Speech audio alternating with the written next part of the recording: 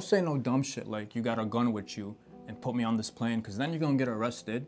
And the only place you're flying to is Guantanamo Bay. Now, let's talk about what to do step by step when you get to the airport. When you arrive to the airport with your checked-in baggage, the first thing you're going to do is go to baggage check-in, and you tell them, I would like to declare a firearm. Now, they're not gonna freak out. Why is this person talking about firearm in planes, okay? They have a protocol and method in place that allows Americans to fly across the United States with their guns. This is America. Thousands and thousands of people fly across the United States every single day with their firearm. God bless America. With that being said, they are going to make you sign a firearm declaration. A question that every single airline has asked: does anybody else have access to your safe that contains the firearm? The answer should be no. The answer always is no. I am the only one that has access to this locked case. Nobody else does. Anybody else having access is a safety hazard. The answer should be no. Now, what happens after you sign this firearm declaration? Well, they are going to take your checked-in baggage. They're going to attach some sort of lanyard on it that basically says, you know, there's a firearm in here, and they're going to take your bag. What about when you arrive to your destination? Well, it all depends on the airline. One time, and this was my favorite method, when I arrived to my destination, my baggage was not on the conveyor belt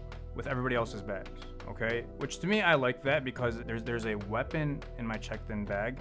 I don't want someone to accidentally take it. So where was my bag that contained my firearm? It was in that one room where you go to claim lost baggage. I believe it's called baggage claim, where you go to, like, basically if you do lose a bag, you go to a room and you tell them which bag you lost, what flight, you give them all this information.